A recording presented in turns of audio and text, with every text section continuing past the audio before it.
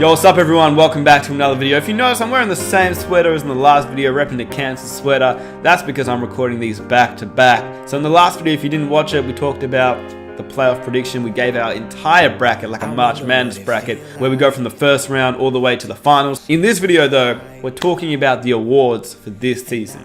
MVP, MIP, Defensive Player of the Year. Now before I start with the video, I want you guys to let me know what your predictions are for these, because that's kind of what makes this video fun. Like, I want to hear what you guys think, if you guys are right or if I'm right. Like, let's just see what happens. So let's get into it. We got to start off with the MVP. So we all know the MVP is out of two players, James Harden versus Giannis. James Harden, insane year. Averaged about 36 points per game. Yeah, 36 points per game. Like, 26 is a pretty good year. 36 points a game, that's just insane. And a lot of people hate on the way he plays. They're like, oh, he's not playing real basketball, like step back threes. He just gets every foul. Man, if it works, it works. And it did obviously work, 36 a game. And then the Rockets were obviously one of the best teams in the West. They weren't as good as last year though.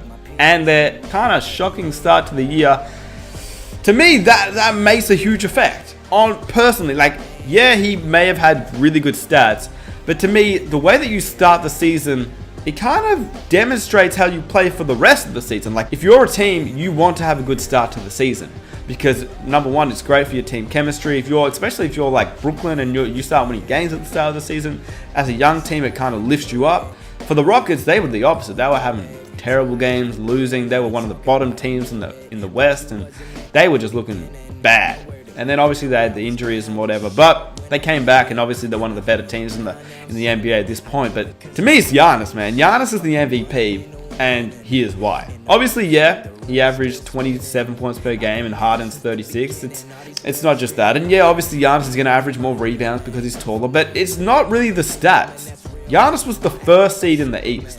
He had a better record than James Harden, and to me, that counts for something. Another thing is, it's not just offensive stats that matter. Defensively, Giannis is a lot better than James Harden, and it's not even a question.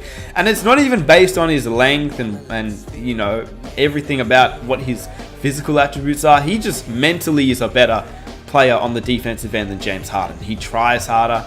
He goes for every loose ball that there is. He actually plays defense. Obviously, Harden is not as bad as what people make him out to be, but he is not anything close to what Giannis is on defense. And to me, that plays a big part in who I would pick for the MVP. The Bucks, like I said, have a better record than the Houston Rockets. 8 more wins is a pretty big feat for a team that was not even really projected to be anything to what they are now. Another thing is that when you look at the supporting cast around them, Giannis is just built along shooters. And let's be honest, Chris Middleton, he's a good player, but he's not an all-star if he plays for any other team. Like, it's because of Giannis that Chris Middleton is an all-star. When you look at Houston, they got a better supporting cast. Clint Capella, really good. Defensively, he's one of the best players in the NBA. Chris Paul, we all know how good Chris Paul is. Eric Gordon is a great shooter as a sixth man. He had a bit of a down year, but he's still Eric Gordon, who, being close to sixth man of the year, was a great player last season. And yeah, the Houston Rockets lost a few guys. They lost Trevor Ariza, who was a big out, and Melo, which wasn't a big out, but I mean, he didn't do anything for the Rockets anyway. But then when you look at the Bucks, Brook Lopez, he's not projected to be this good when entering the season. He is this good because of Giannis. Because Giannis is that dominant that you have to double team him. He can kick it out to Brook Lopez. And yeah, obviously Brook Lopez is a great shooter, and I'm not denying that, but he's not that good without Giannis. I think Giannis makes his teammates better by a long shot.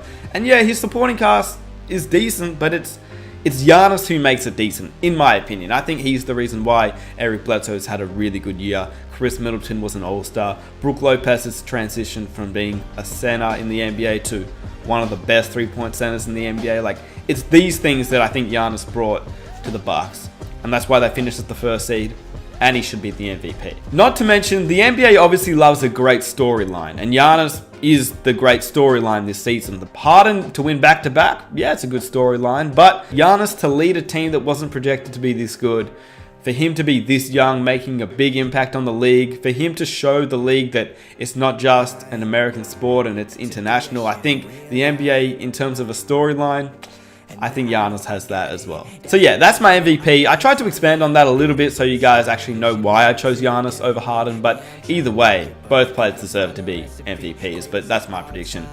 And let's get on to the Rookie of the Year. Now this, to me, was like, yeah, Doncic, easy, there's no question.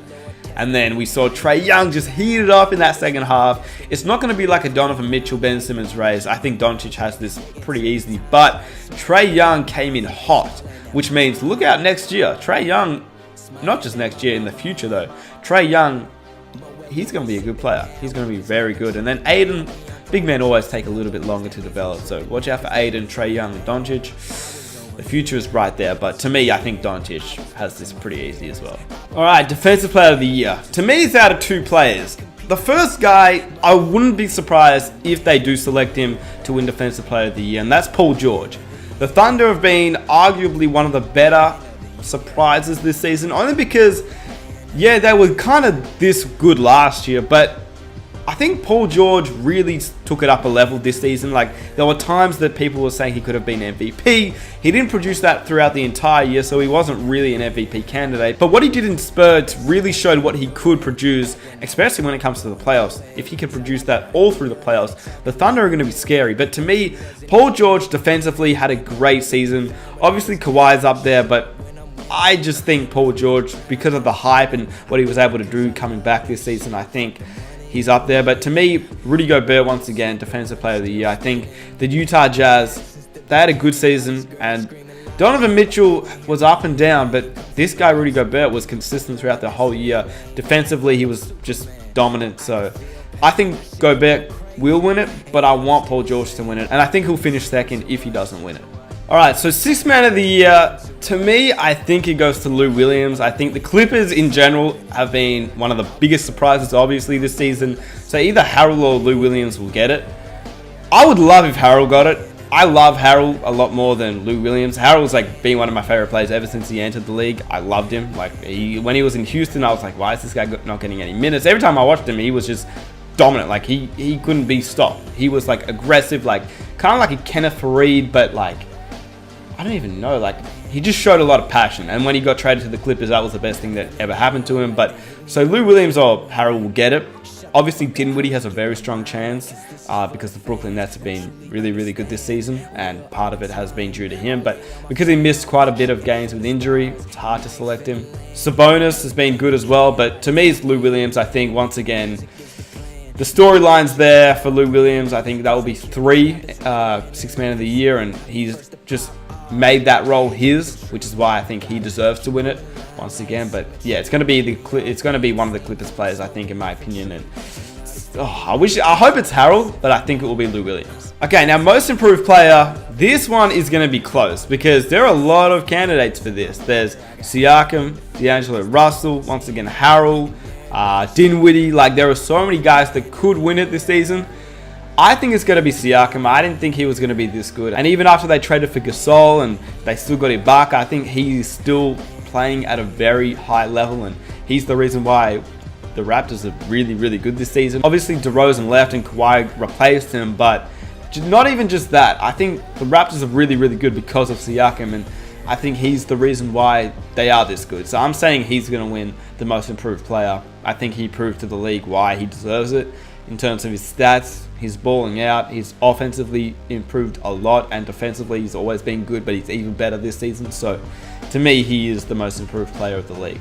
But it is hard because you also watch players like D'Angelo Russell and you say like, wow, this guy's balling out. But it's close. It's definitely close. But I think it's out of the guys that I mentioned. But I think Siakam is just one step ahead of all those guys. Pretty much also because the Raptors are as good as they are, which does actually help quite a bit. In addition, Siakam was always very athletic, but that's just part of his game now. Like, you don't look at him and say, oh, he's an athletic player. You look at him and say he's a great defensive player, great offensive player, good offensive player, and he can stretch the floor now, which is huge. Like, he wasn't a good shooter in his rookie year, or at least not now, not what he is now. So that kind of helps a lot as well.